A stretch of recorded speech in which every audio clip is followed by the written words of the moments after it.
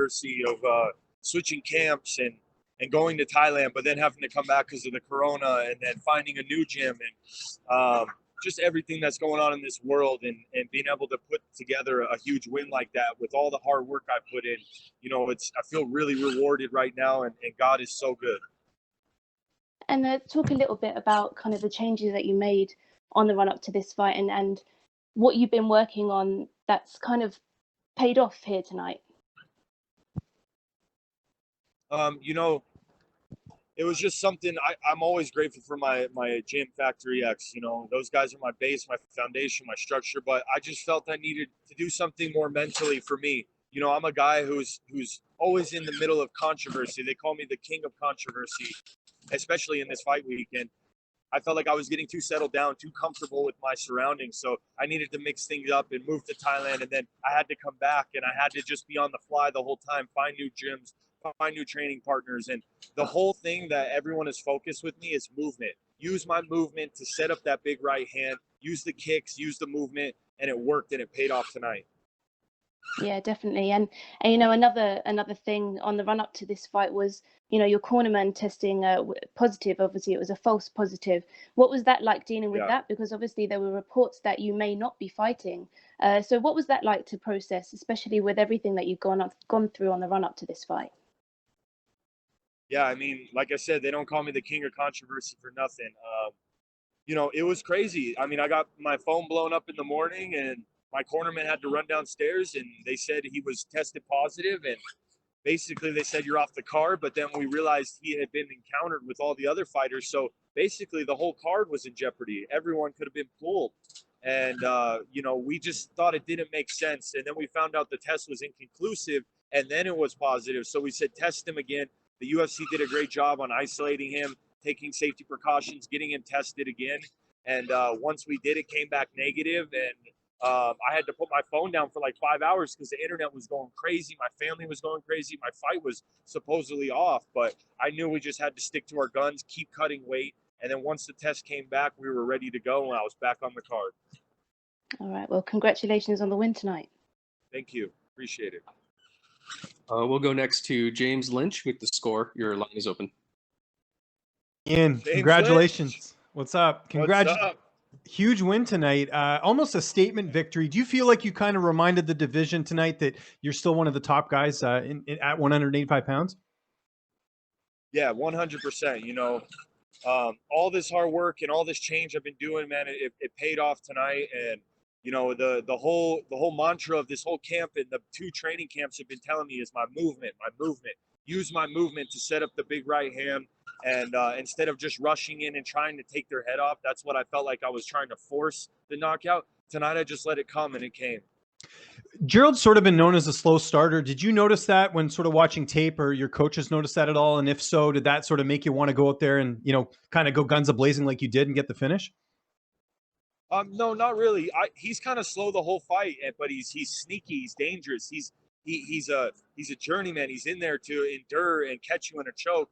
So I just really had to just fight my fight, and that was using my movement. And once he started coming into my range and getting close to me, I knew I had to unload the big right hand. And Gerald had mentioned in my interview that Brendan Allen was supposed to fight you initially, but Brendan couldn't take the fight. Is that a fight that would interest you, especially with you guys both being former LFA alumni? Not really. If the kid gets a few more wins and a number by his name, that would interest me a lot more. But I'm looking ahead, and maybe Brad Tavares, Uriah Hall, someone who's ranked. I felt like I put a statement. If it was going to be a close fight, maybe I would have to fight someone unranked again. But I feel like with a big statement like that, I'm ready to turn back around and keep climbing the ranks.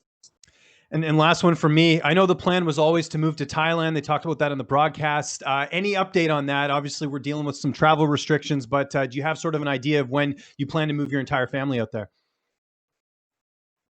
Yeah, I have my flight and my wife's flight booked for early July, and supposedly the borders are going to open a few days before that. So we're keeping our fingers crossed. That's still the plan, and we're excited to get back out there. And sorry, I do have one more. You're going to have some sugar tonight. I know you've been off the sugar for a while. Do you get to enjoy a little bit tonight? Yeah, absolutely. I'm excited. I'm probably going to have some ice cream, and I'm going to try to go a little bit slower this time because sometimes I go so hard and then I feel like crap for 2 days. And the last thing I want to do with this adrenaline high I'm on is feel like crap. Enjoy the win tonight, Ian. Thanks, James. We'll go next to Jay Anderson with Cage Side Press. Hey, thanks very much. And Ian, first of all, congrats on the win. I'm just curious, coming into this on the first two-fight losing streak of your career, I mean, how much pressure did you put on yourself to pull out the win here? You know, I tried to take the pressure off myself because I feel like the fight against Omari, you know, like you said, I've never had 2 wins or 2 losses in a row. So I put a lot of pressure on myself, and I feel like it affected me. So the only thing I expected out of myself with this fight was to perform and trust my training. And the whole mantra of this camp and everything was movement. And I used the kicks in my movement to set up the knockout instead of trying to force it, which I've done in the past. And the environment, something we've been talking about for the last couple of events, the empty venues. You fought on the Contender Series, which is a smaller field, I guess, but how did that compare to the empty venue tonight? Yeah, I mean, it was kind of similar. Like, as I was walking out, I was like, Contender Series vibes. That's what I kept yelling because it kind of felt like that. I almost liked it a little bit. It was very intimate with myself. You know, I blocked out everyone, and I just was like with me and my God, Jesus Christ. And I was just focused on those 2 things, and I kind of liked it. And last one for me, I know you talked about getting a ranked opponent. What about turnaround time? Do you have any idea when you'd like to fight again? Honestly, I'm going to just try to enjoy this weekend and this coming week. But who knows? You know, if the borders are still closed for another month, I might turn around real quick. I know they need fighters for these upcoming shows, and I'm completely healthy and ready to go. So I'm just going to kind of just reevaluate that with my team, my manager, Jason House, and Iridium Sports, and just kind of see what looks best. But I'm healthy and ready to go. So when you feel ready and you're ready to go, I'm usually ready to jump back in, but we'll see with the moving to Thailand and everything. We'll see. All right. Well, again, congratulations on the win tonight. Thanks very much. Thank you. We'll take our final questions from Jim Varsalone with the Miami Herald. Your line is open. Yeah, thank you so much. You talked about the new team and the transition and doing something like that. When you're in that process, how much second guessing goes into it when you're first starting and then trying to get comfortable with the new team and then finally being like, okay, great. Hey, you got the big win tonight right away, so it all worked out. But just going through the process, what is it like?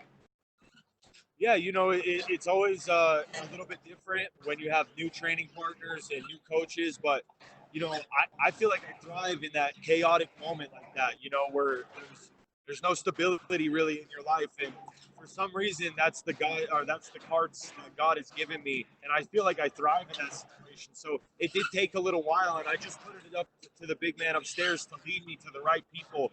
And he sure did. And it was just an amazing vibe. We had a flow all week, and it really paid off. Was the game plan to go out and just take care of business early? I mean, talked about you could go the distance, but was the game plan just to go out there and let's get this guy out of here right away? I mean, that's always the game plan, man. If I can get in there, knock someone out, cash a check, that's a great night. But no, I mean, the whole game plan was just movement. Use my movement, stay moving. Use my leg kicks, use my movement, my feints. And that set up the big right hand. Once he closed and stepped into my range, I knew I had to unload the right hand, and it just caught him perfect. Is that something, too, you and your team saw when you're watching past fights? Hey, let's try to incorporate the movement, because you mentioned that in an earlier question and answer, too. And this is going to set things up, and boy, it paid off. But was that sort of the mindset? Yeah, and it was actually from my team watching my own fights. I felt like I didn't have the best movement. I took a picture of my work always. So every time I hit someone with a good shot, I would almost stand there and watch it, and then I would get countered really hard. So I just had to stay constantly movement, and that movement helped set up the knockout. And then also for me, you mentioned about moving everyone over to Thailand. So what is that going to be like? You say you like chaos and you like all that type of thing and all. But boy, I mean, that's a big move for you and family. Yeah, absolutely. You know, and man, I've lived all over the world, and it's just what I do. It's who I am. I love experiencing new cultures, and my wife's along with this crazy ride with me, and yeah, we're gonna move the whole family out there. We might split camps. We might bring coaches out there. I'm excited for a new adventure. New adventures excite me. When I'm excited, I fight good and I learn a lot. Hey, you could fight on Fight Island too, then. No, that's what I'm pumped about. That's right up my alley. I love the ocean. I love the beach. I thrive on an island. Hey, congratulations and thank you for the time. Thank you. All right, thank you very much, Ian. You're all set. Thank you, guys.